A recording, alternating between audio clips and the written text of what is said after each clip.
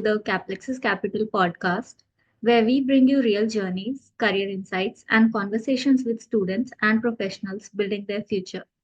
Caplexus Capital is a platform focused on bridging the gap between academics through live projects, mentorship, and practical learning.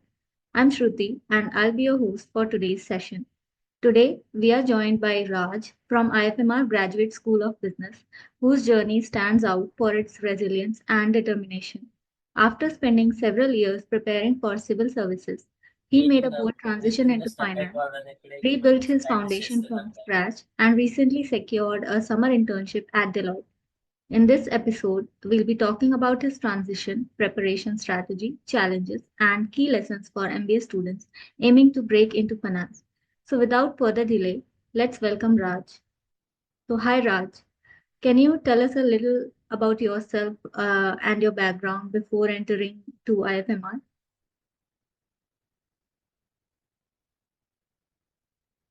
All right. So thank you so much, Shruti. And first of all, thank you so much for such a wonderful introduction.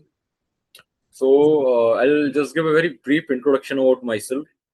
So I did my schooling from various part of the country, primarily because my family was in the armed forces. So we used to constantly move from one station to another at a frequency of every 2 and 3 years. So thereafter, I did my Bachelor's of Engineering from Government Engineering College based in Bhopal in 2019. And in 2019 itself, fortunately, I qualified UPSC Assistant Commandant examination. And in the same year, luckily, I qualified for UPSC Combined Defense Service. But unfortunately, because of the medical reason, I was declared as permanently medically unfit. And unfortunately, the dream to work in the armed forces couldn't fulfill. But nevertheless, I started my civil services journey in 2019 itself, and I mean, with almost 6 years I spent in the civil services preparation, but fortunately, I couldn't make my name into the merit list and get into bureaucracy, which was, the goal of every aspirant. But again, nonetheless, and yeah, I pivoted from engineering to finance basically because I mean that was the field which used to excite me, and it was pretty interesting, and it comes very intuitively because primarily of my maths background or engineering background. So I was able to connect the dot and how different how actually the theory which is mentioned in the textbook, I was able to connect it with the real application. So I was able to connect the interdisciplinary disciplines, and so it it gives me a bigger picture. So I realized that this is something I should pursue for my masters. So going forward, I realized that if I wanted to be in the co-finance, then I have to pursue a professional certification. I pursued CFA. I fortunately qualified CFA level 1 with over 90 percentile because it is considered as a golden standard in the field of finance. And I would be giving my CFA level 2 very soon. And because of obviously getting into the co-finance, and again, fortunately, getting into IFMR, which gives me a uh, um, platform to that helped me to secure a summer internship in Deloitte. So currently, I'm working in as a summer intern in Deloitte in the risk management. Yeah, this is a very brief introduction. That's a very transformational journey, Raj. It's very inspiring for the students aiming for MBA in finance next year. So, which takes me to my next question. When things didn't go as planned, what was going through your mind during the transition phase?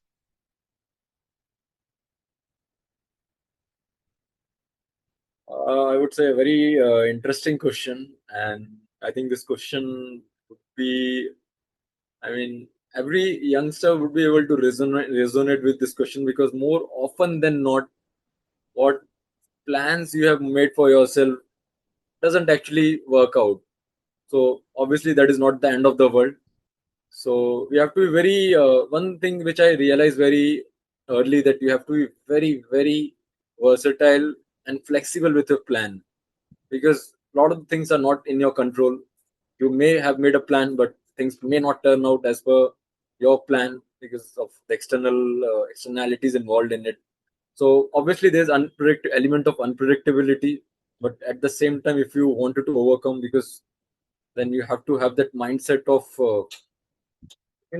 going with the changes and accommodating yourself as per the needs and circumstances, because then only you will evolve. And plans might not work out.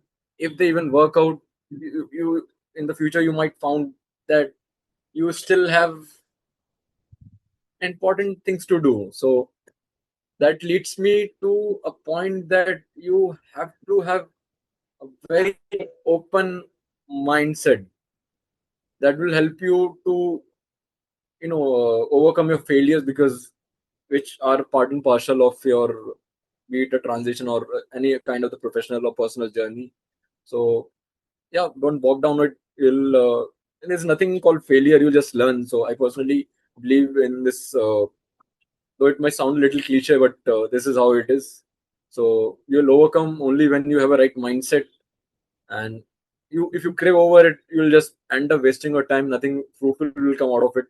So the best you can do is to think forward what next you can do in order to ensure that you'll have a meaningful career or purpose, at least, to say the least. Yeah, that answers many questions, Raj. That's so true when we hear from your point of view. So, my next question would be uh, when you joined IFMR, how strong or weak was your finance background? Yeah. So yeah, when it comes to finance, I know I wanted to pursue it, but there was one misconception, I would say, for a lack of better word, that a lot of commerce student, the BCom especially, used to come, and I was not good with the commerce when I joined, because debit and credit, all these concepts was very new to me. So it was difficult whether I would be able to compete with the student who already have done their commerce in their 10 plus 2. So, but again, as I previously mentioned, that you should have that learning mindset.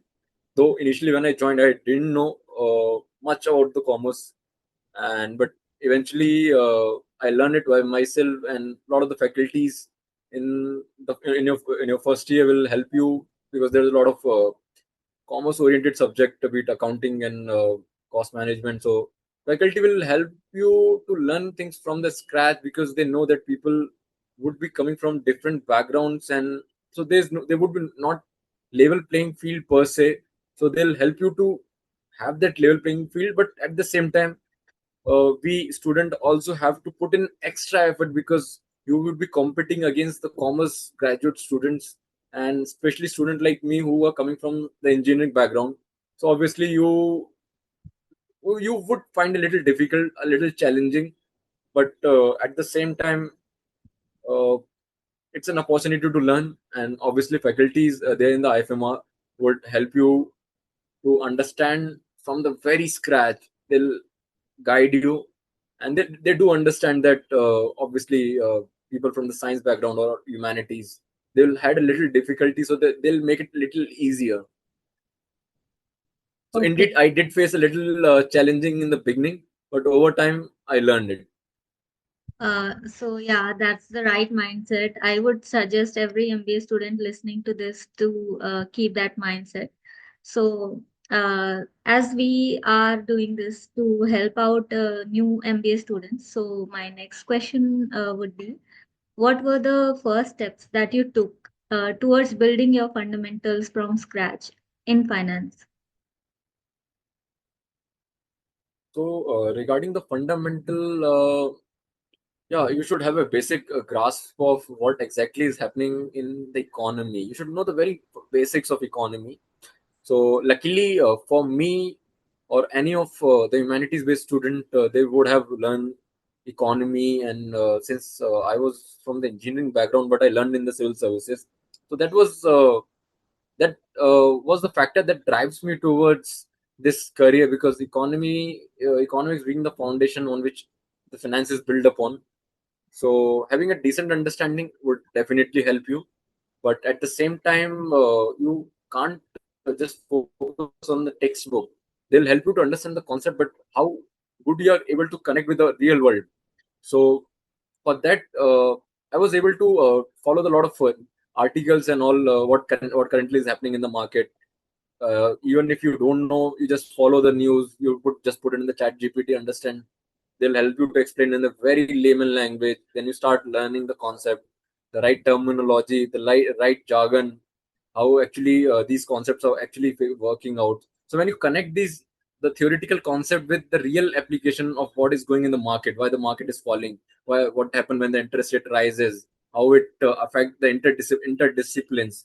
So there's no that mindset of working in a silos. Like if say I'm a marketing student, so I have nothing to do with the finance or operations or HR. This does not work. So this silos won't work. So this there has to be interdisciplinary mindset. You are able to connect the dot between different discipline and have that full picture. And for that, you need to have an understanding. For me, I was following market very obviously. I was invested in the market, so I have to follow because I had invested a little bit. So yeah. So second was I was following a few good channels. Luckily, I was just figuring out. I found out two, three channels, which gives you a good following a good newspaper. Again, luckily, I had a habit of following reading Hindu.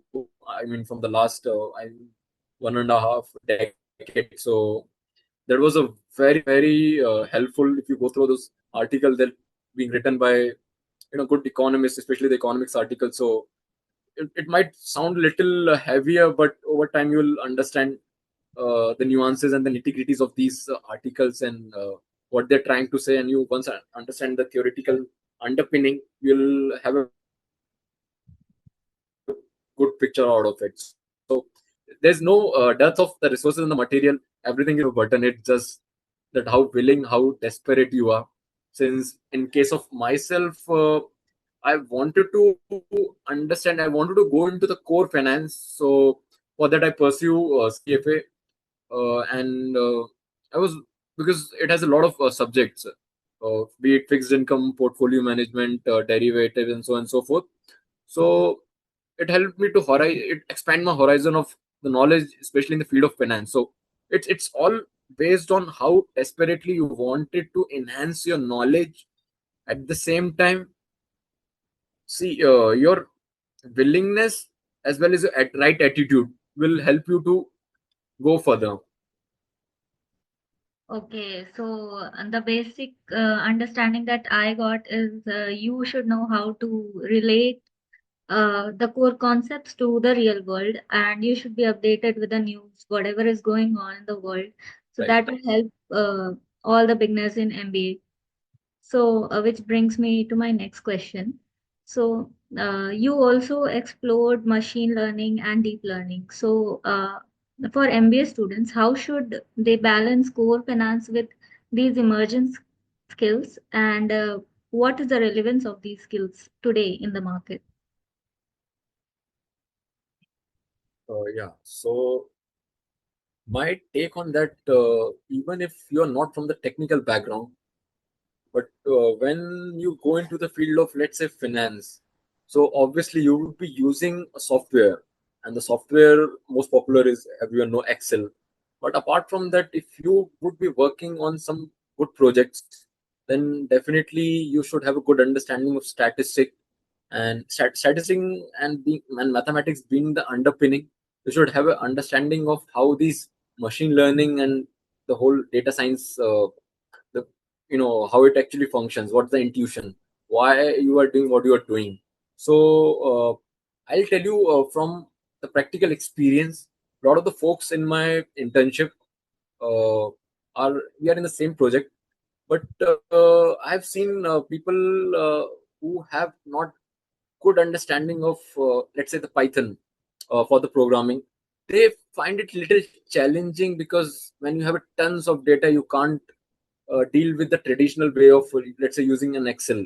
So for that, you need to have a good understanding of the data science, statistic, machine learning, because that will help you to deal with a lot of data. And especially at a time when there's a buzzword going around, the Gen AI and LLMs, RAG, and all of these stuff. It's important to stay updated with these concepts, because it's not a rocket science per se, but at the same time, it has become essential even in the field of finance, because you can't stay in aloof dealing with the traditional way of dealing with things.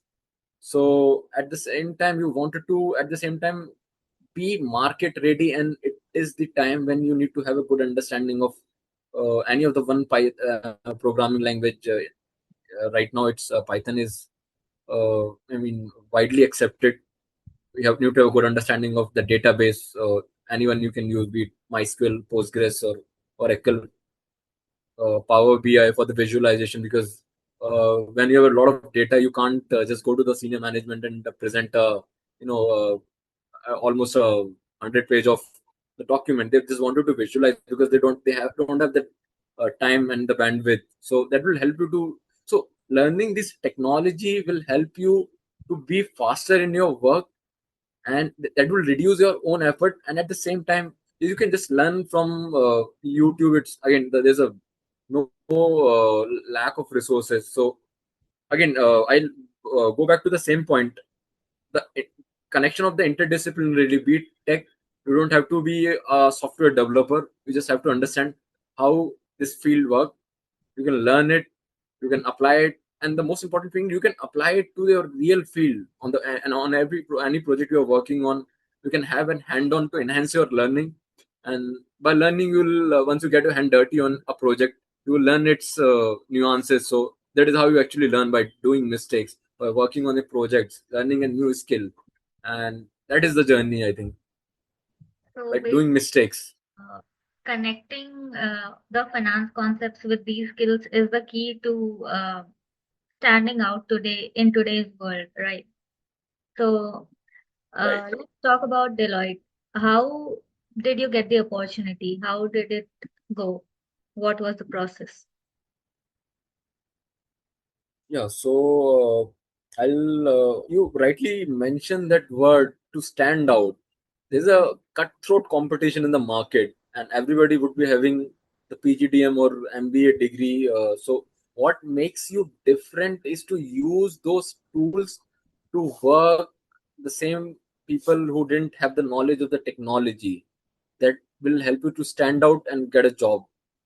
That's well put by you, Shruti.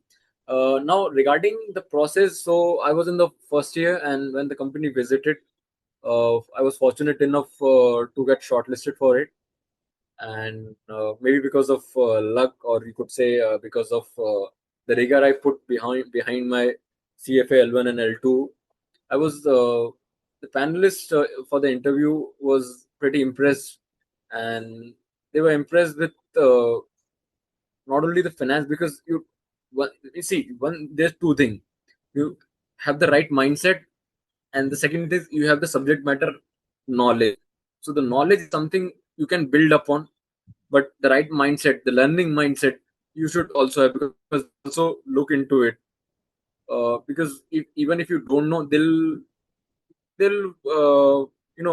give you the boot camp, and eventually you will learn. But are you have that hunger or that inquisitive mindset, or the curiosity to actually, as far as I'm concerned, if I would see from their shoes, they look for these qualities, and obviously the communication skill, how articulate you are. So these are the few qualities. Obviously, the subject matter, your the soft skills, as well as your how badly, or to put it in, how desperately you want it. And actually, have you done your homework regarding that? So the college gave me the opportunity, and I was again lucky enough to get that opportunity. And currently, I'm working in Deloitte as in the risk management department. And here I'm also luckily working on a lot of the Python, using the Python language, different databases. a lot of the different tools which I don't even have the knowledge before I came. That's why I said in the very first, I didn't know a lot of the tools they are using in house, but I'm actually learning. So even when I came from the office, I used to go through the tools, like how this actually work, go through the YouTube videos, Udemy courses. I refer to different material, take the help from my seniors or buddies and mentors. So these things, obviously, there's no one particular right tools, or it's just that if you wanted to learn, you can eventually learn from anywhere. So just to put it in a very layman, college give me the platform. I leverage that platform. If you have the potential, you leverage it, and that. So I was grateful for the institution IFMR for providing this opportunity. That's an amazing mindset, Raj. I love how you are thinking. So, for every MBA student, it is important that you have the willpower to crack the company that you want, and you will find your way. So, uh, so for my last question, I would ask, looking back on your rigorous journey, what was the biggest challenge that you faced, and what did it actually teach you? Yeah, so I mean, it was not obviously it was not a smooth journey. It was almost a roller coaster kind of a ride. So there was a lot of failure in the process, and I would rather rephrase the word failure. I would say learning. So one thing, not exactly one, two or three things which helped me to endure this roller coaster journey is, again, back to the basics, the learning mindset. I didn't see all these failure which I have endured over the course of last almost half a decade. So these were the learning I tried to incorporate into the next year, and every feedback was a learning curve for me. And it's important to not get disheartened with failure. It's a choice which you exercise. Either you can just give up, or you can come out as a stronger, because either you crib or you learn from it. And in the two choices which you have, by crying you will just wasting your time, so there's no point of craving if you have don't you can't control the uncontrollable. So the best you can do is make the best use of it what you have now. Or even though starting from making it into the armed forces to become a bureaucrat, things couldn't happen because of some reason. So that doesn't stop me, or that doesn't becomes an ultimate goal, or, or the failure per se. I eventually figure out what gives me the purpose, or what keeps me motivated. So eventually I realize this is something which gives a meaning to me. So then obviously I was also didn't have the direction how to go about it. Took the help. There's nothing wrong from taking the help. I also took the help from a lot of folks, seniors. They helped me to guide how to navigate through this path. So never hesitate to take help. Just go and reach out. Be shameless, as shameless as possible. One of the learning which I learned through the hard way. And second, just consider every failure as a feedback, a learning lesson. You will eventually come out as a stronger person, and that will make you a resilient and a better version of yourself. So yeah, these three things would stood out. That's amazing, Raj. I love what you're saying, and I hope it gives all the students who listen to this podcast a very real view of the world and what they should focus on. So let's have a rapid fire round, Raj. I will Right, ask questions, and you should answer it in one word. Okay. So, right, I'll try. so okay, what is the one finance concept that every MBA student should deeply understand? CAPM. All right. Why?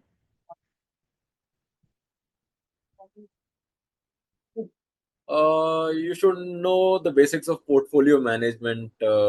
and that's a concept that's excite me most, and especially from the engineering background, the derivation of it, be it a CAPM, be it a Black-Scholes model, and the different kind of the model which you use. So, I mean, because the derivation and how intuitively that formula comes out, the real application of that in constructing a portfolio that optimizes. So, yeah, I can just have the real world application of it. That's why. Okay. So the next question is a must follow habit for consistency that students should focus on. A difficult one. Just if you feel it's difficult, just show up for the day. Right. Uh, So Stop showing up is delaying gratification. People, yeah, showing up. Just show up. Even even a small step, but show up. right. So the next one mistake that students should avoid during placement season. Placement season. Comparison All right. Yeah, between your peers. that's the uh, Because everyone have a different journey, so you can't compare the uncomparable. So everyone is unique in a way. and that's one mistake that everyone makes. Yeah, Uh, of course, that's why.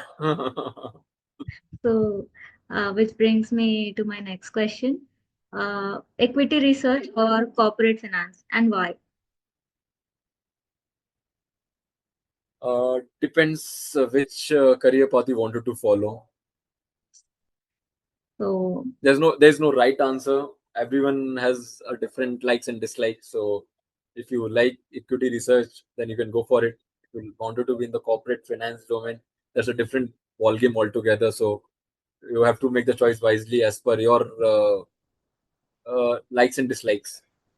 yeah, so based on the interest. Yeah, based on your interest. Yeah, okay. Uh, okay, so one resource that changed your journey fully. Resource as in One course, resource. or it can be a book. Be a book. Uh, Book.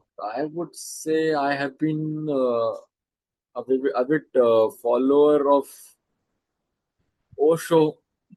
He's a spiritual leader or a All right. guru. So I mean, out of I used to follow him. That gives me a good insight into lives. That keep me uh, better insight into life in general. Okay. So, okay, that's all for today. So, and with that, we come to the end of today's episode.